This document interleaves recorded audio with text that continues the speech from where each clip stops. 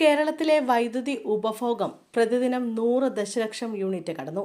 ഏപ്രിലിലെ കനത്ത ചൂട് കേരളത്തിലെ വൈദ്യുതി ഉപയോഗം കുത്തനെ ഉയർത്തിയിരിക്കുകയാണ്. നിയമസഭാ തെരഞ്ഞെടുപ്പ് ഫലത്തിൽ ആരാണ് സെഞ്ചുറി നേടുക എന്നത് അടുത്ത മാസം 4-ന് മാത്രം വ്യക്തമാവുകയുള്ളൂ. എന്നാൽ വൈദ്യുതി ഉപഭോഗം ഇതിനകം തന്നെ ദിനംപ്രതി 100 ദശലക്ഷം യൂണിറ്റ് കടന്നിരിക്കുകയാണ്. ഈ മാസം ഇതുവരെ 3 ദിവസങ്ങൾ മാത്രമാണ് ഉപഭോഗം 100 ദശലക്ഷം യൂണിറ്റിന് താഴെയായത്.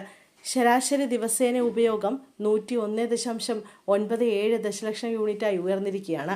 കഴിഞ്ഞ വർഷം ഇതേ കാലയളവിൽ ഇത് 93.57 ദശലക്ഷം യൂണിറ്റായിരുന്നു.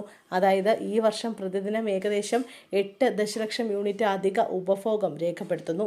ചൂട് വർദ്ധിച്ചതാണ് ഈ വർധനവിന് പ്രധാന കാരണം. കൂടാതെ പുറത്തുനിന്ന് കൂടുതൽ വൈദ്യുതി വാങ്ങേണ്ട സാഹചര്യം വന്നതിനാൽ മെയ് മാസത്തിലെ ഇന്ധന സർചാർജിൽ ഇതിന്റെ സ്വാധീനം പ്രതിഫലിക്കുമെന്ന് ഉറപ്പാണ്.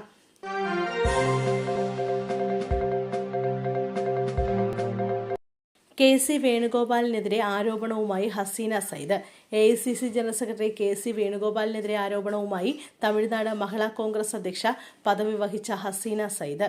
കെ.സി. വേണുഗോപാലിന് കേരളത്തിലെ മുഖ്യമന്ത്രിയാകാൻ വേണ്ടി തമിഴ്നാട്ടിൽ വിജയുമായി സഖ്യത്തിന് ശ്രമിച്ചെന്ന് ഹസീന പറഞ്ഞു. DMK സഖ്യം വിട്ട് TVKയുമായി കൈകോർക്കാനുള്ള ശ്രമം അവസാന നിമിഷമാണ് തകർന്നത്. ചെന്നൈ വിമാനത്താവളത്തിലെ യോഗത്തിൽ ഇതേച്ചൊല്ലി കോൺഗ്രസ് നേതാക്കൾക്കിടയിൽ വാക്പോരുണ്ടായതായും ഹസീന പറഞ്ഞു. രാഹുൽ ഗാന്ധി പങ്കെടുത്ത CEC യോഗത്തിൽ ധാരണയിലെത്തിയ സ്ഥാനാർത്ഥി പട്ടിക കെ.സി. ഇടപെട്ട് അട്ടിമറിച്ചെന്നും ഹസീന ആരോപിച്ചു.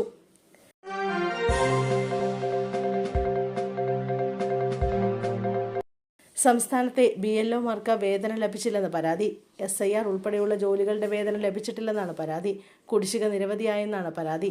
എന്തുകൊണ്ടാണ് വേതനം വൈകുന്നതെന്ന് ബന്ധപ്പെട്ട അധികൃതരോട് ചോദിക്കുമ്പോൾ അവർ വ്യക്തമായ മറുപടി നൽകുന്നില്ലെന്നും BLOമാർ പറഞ്ഞു.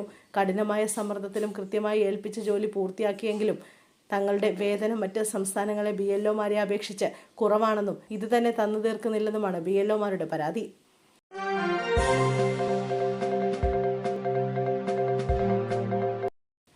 മൂഴിക്കലിൽ 16-കാരിയും 20-കാരനും മരിച്ച നിലയിൽ. പെൺകുട്ടിയെ കൊലപ്പെടുത്തിയ ശേഷം യുവാവ് ആത്മഹത്യ ചെയ്തെന്ന പ്രാഥമിക നിഗമനം.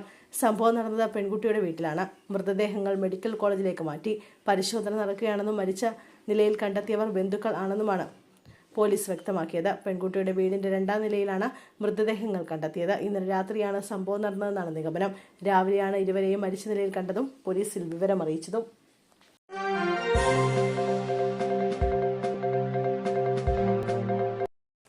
ബൈ ബൈ പിണറായി ഫ്ലെക്സിനെ ചൊല്ലി എറണാകുളം അടുവാശ്ശേരിയിൽ LDF UDF തമ്മിൽ കയ്യാങ്കളി. കളമശ്ശേരി മണ്ഡലത്തിലെ ബൈ ബൈ പിണറായി ഫ്ലെക്സിനെ ചൊല്ലിയുള്ള തർക്കത്തിൽ 7 CPM പ്രവർത്തകർക്കെതിരെ ചെങ്ങമനാട് പോലീസ് കേസെടുത്തു. യൂത്ത് കോൺഗ്രസ് എറണാകുളം ജില്ലാ സെക്രട്ടറി മെവിൻ ജോയുടെ പരാതിയിലാണ് കേസ്. കഴിഞ്ഞ ദിവസം കുന്നുകര ഗ്രാമപഞ്ചായത്തിലെ 4-ാം വാർഡിലാണ് ബൈ ബൈ പിണറായി ഫ്ലെക്സ് വെച്ചത്. ഈ ഫ്ലെക്സ് രാത്രി ചിലർ കത്തിച്ചു കളയുകയായിരുന്നു. സംഭവത്തിൽ കോൺഗ്രസ് പ്രവർത്തകർ പോലീസിൽ പരാതി നൽകി. പോലീസിൽ പരാതി കൊടുത്തതിലെ പ്രകോപനത്തിൽ ഇന്നലെ രാത്രി അടുവാശ്ശേരിയിലെ ഇന്ദിരാഭവനിൽ ചിലർ അതിക്രമിച്ച് കയറുകയായിരുന്നു.